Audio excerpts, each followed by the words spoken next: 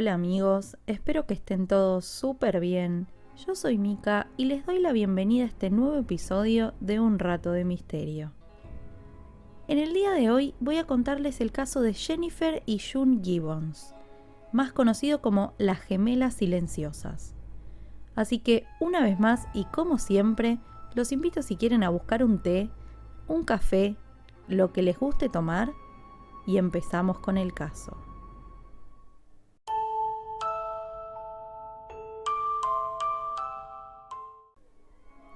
Una vez fuimos dos. Las dos fuimos una. Nunca fuimos más de dos. Una a través de la vida. No es la primera vez que hablamos de gemelas en este canal. En febrero de este año les conté la historia de las hermanas Pollock, uno de los mayores casos de reencarnación que se conocen hasta el momento. Se los recomiendo muchísimo si están interesados en ese tipo de temáticas, porque realmente es un caso bastante impresionante. El caso del día de hoy no es de reencarnación, pero sí tiene bastante que ver con la relación de los hermanos gemelos, algo que se ha estudiado en más de una ocasión por la particular conexión que existe en muchos casos entre ellos. Pero empecemos por el principio. Jennifer y June Gibbons nacieron en Barbados en abril de 1963, con 10 minutos de diferencia entre una y la otra. Las gemelas siempre tuvieron una relación muy estrecha, jamás se separaban. A donde iba una, iba la otra. Aquellos que las conocían decían incluso que ambas se comportaban de la misma forma y hasta hablaban igual. Eran prácticamente imposibles de distinguir. Las dos tardaron un poco más de lo esperado para hablar, pero a la larga lo hicieron, con algunas dificultades en el lenguaje, pero logrando hacerse entender.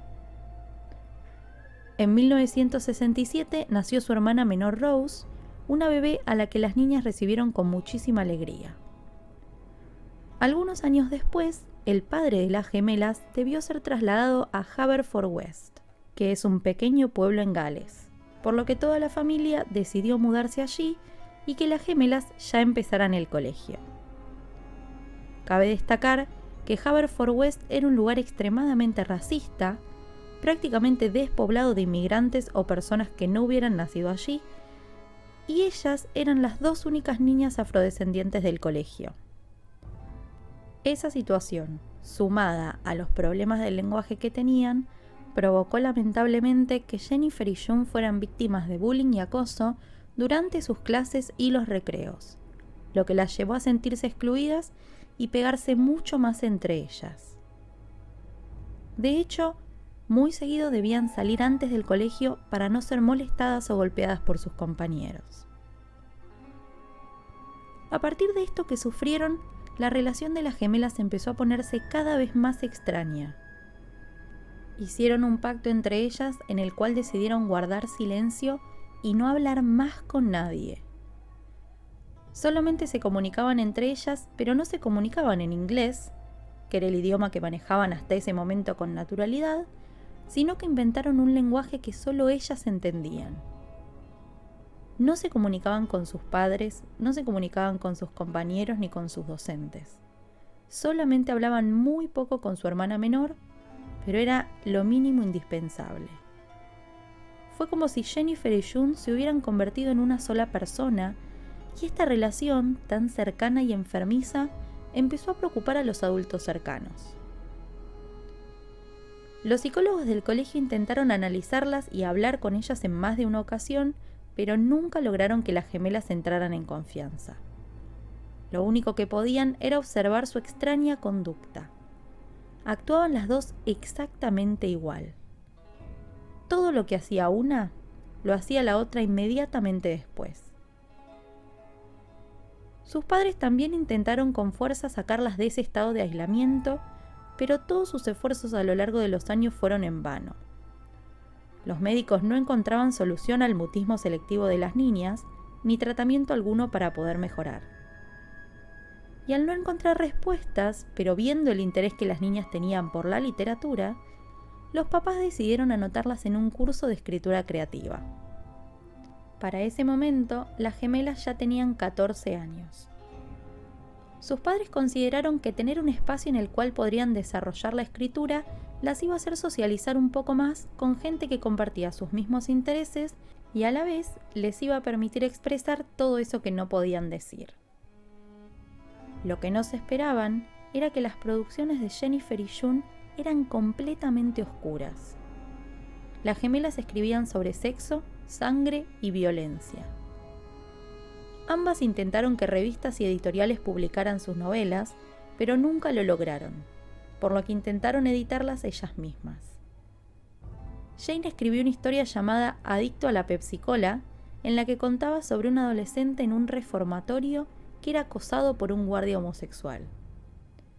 La historia de Jane se llamaba El pugilista y era protagonizada por un médico que mataba a su perro para sacarle el corazón e implantárselo a su hijo que se estaba por morir. Pasaban los años y las gemelas seguían metiéndose cada vez más para adentro, adoptando un comportamiento totalmente simbiótico, por lo que decidieron mandarlas a distintos colegios a ver si así podían fomentar que cada una socializara por su lado. Pero esa fue la peor decisión que pudieron tomar. Cada vez que las gemelas no estaban juntas, adoptaban una actitud catatónica y se quedaban inmóviles por horas y horas hasta que volvían a encontrarse. Como no funcionó separarlas ni mandarlas juntas al colegio, sus papás decidieron que Jennifer y June se quedaran en su casa recluidas por largos años, lo que se imaginan que también empeoró la situación.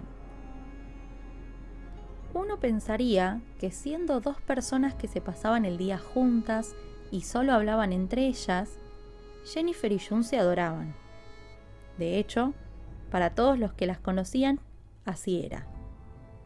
Sin embargo, la relación entre ellas era mucho más oscura de lo que parecía, al menos de acuerdo a lo que cada una escribía en su diario íntimo. Los diarios eran el único medio en el cual cada una por separado plasmaba sus pensamientos, por lo que sirvieron para ilustrar un poco la relación.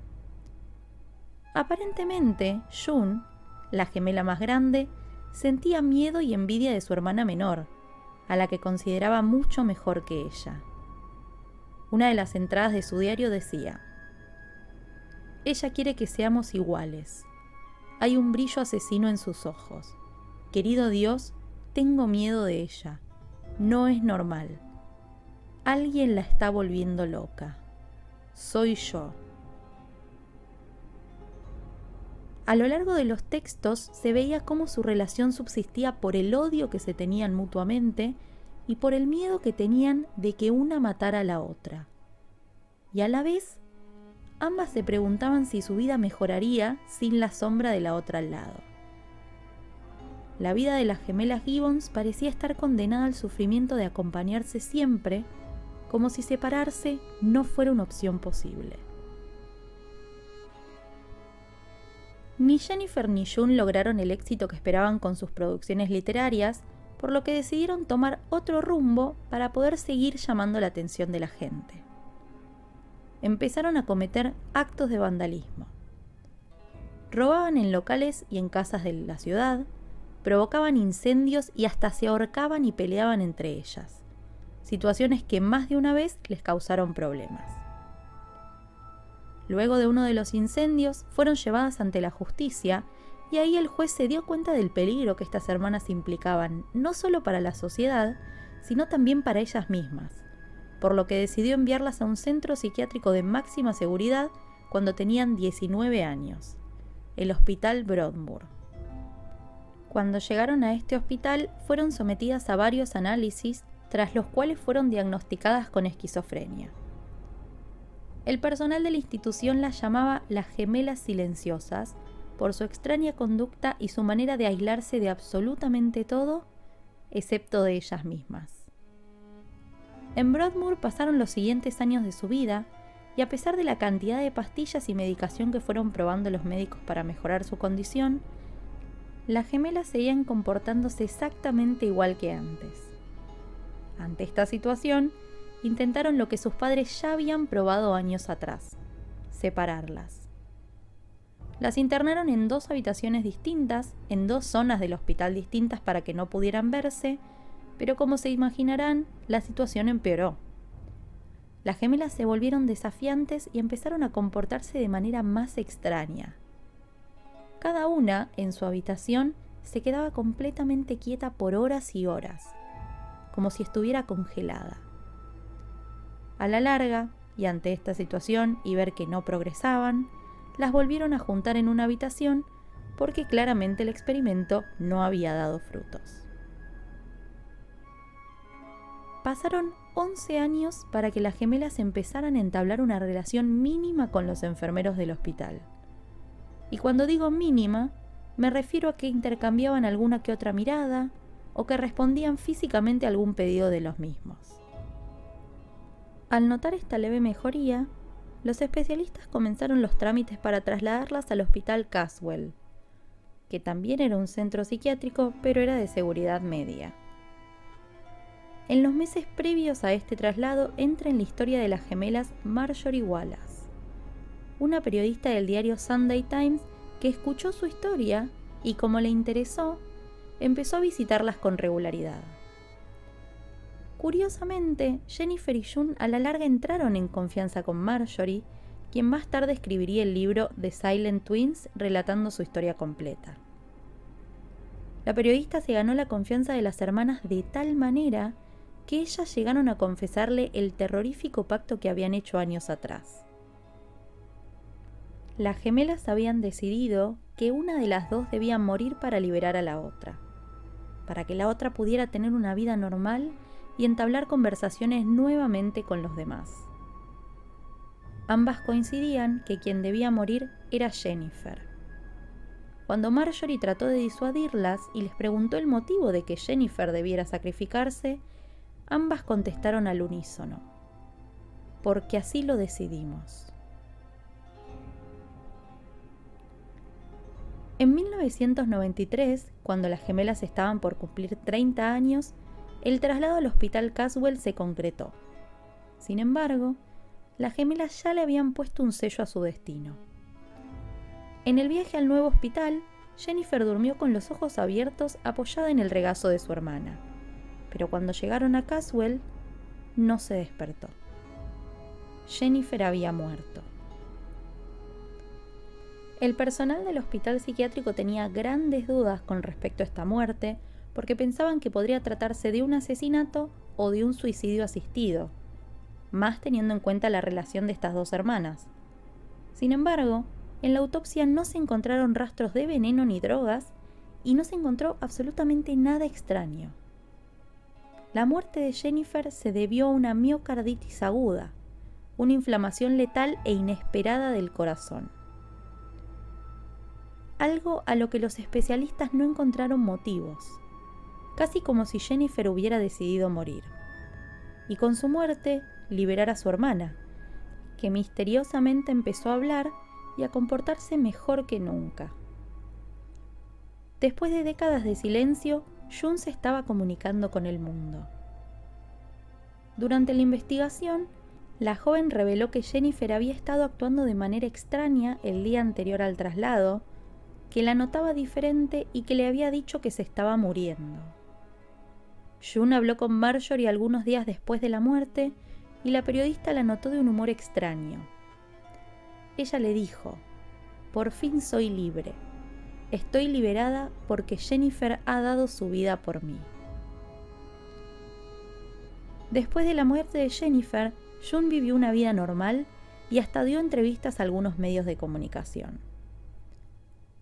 En 2008 la dieron de alta de su tratamiento y se mudó a una casa cercana al vecindario de sus padres en Gales.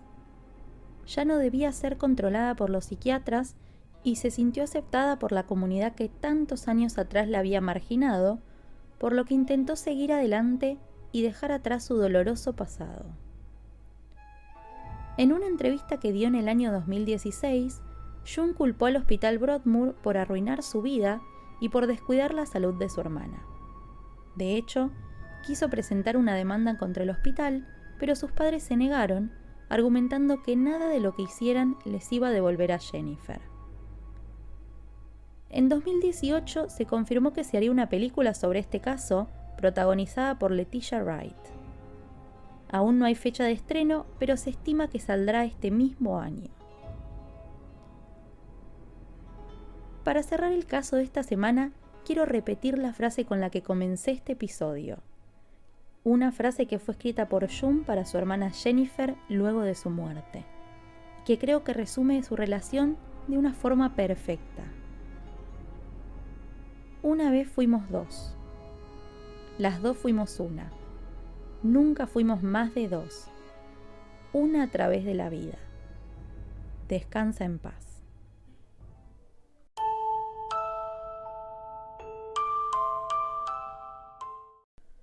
Espero que les haya gustado este nuevo episodio del podcast y les agradezco por haber llegado hasta acá.